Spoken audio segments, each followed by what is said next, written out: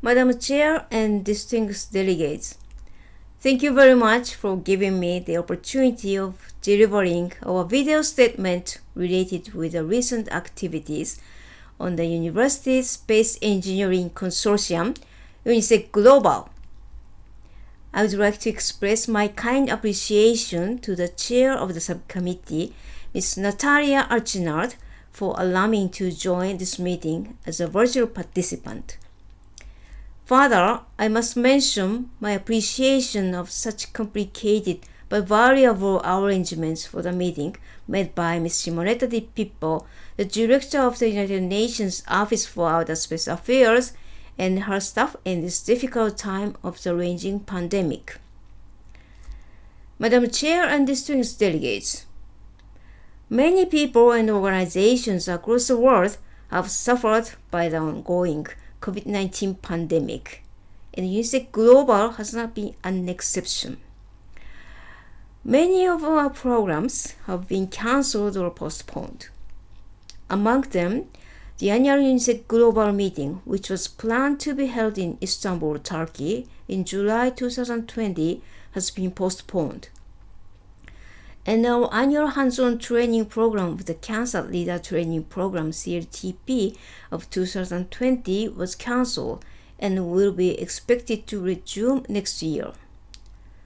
Despite such uncertainties, we should not just be idle and do nothing until the pandemic subsides. We should consider the present predicament as a challenging issue for the new hope. We must take actions to turn the current plague into an opportunity for the future. Let me give you a few examples of what we have done during this pandemic. We have adopted to hold a virtual UNISEC-Global meeting every month since last September of 2020. This is a 2-hour online meeting with a featured presentation, breakout sessions, regional reports, and acknowledgement of new members. For example, allow me to mention briefly our main discussion themes, such as when collaboration works more than competition at the first meeting in September, Deep Space Mission at the second meeting in October, why emerging nations need to spend resources for space activities at the third meeting in November, how to realize Vision 2030 all at the fourth meeting in December, and hands-on training during the pandemic in February 2021, respectively. The second example I want to touch upon is that in view of our slogan of Vision 2030 all, which was launched 3 years ago, we feel it necessary to improve our university-based community by extending the current membership to business circles, space agencies, and research institutions. Recently, we have dispatched an invitation letter to business people as we are mindful of possible intermediary services between universities and commercial entities.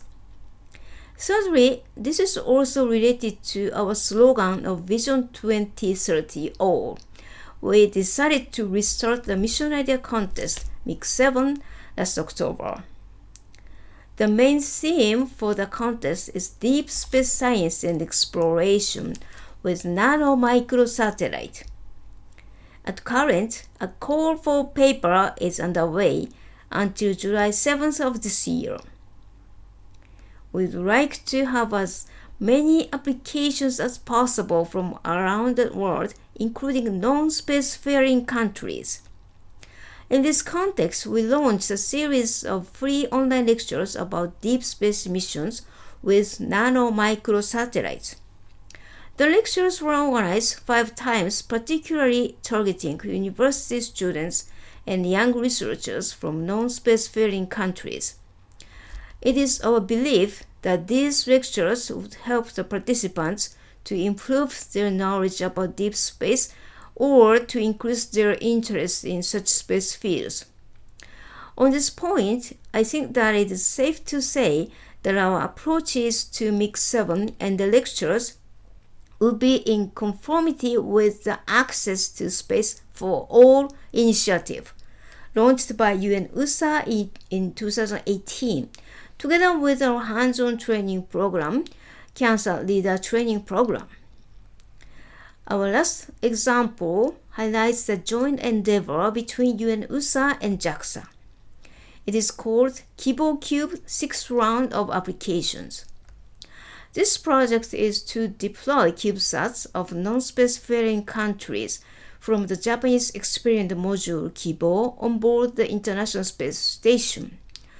Within the framework of the project, UNISEC Japan, one of UNISEC-Global's local chapters, has started to organize a KIBO-CUBE Academy in cooperation with JAXA to lecture technical insights for better application.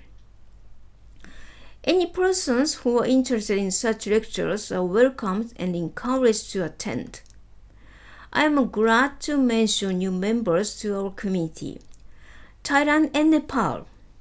They joined us as new local chapters. Up to now, we have 21 local chapters, 186 university members, and 54 member countries, regions with these respective points of contact. We dare to join those who feel it essential to contribute to the protection of this beautiful planet using space technology. We must help maintain the health of the planet by observing from space. For such purposes, we should involve not some, but all countries, regions to reach meaningful results. That is why we have launched Vision 2030 All. I would like to close my statement here. Thank you for your kind attention.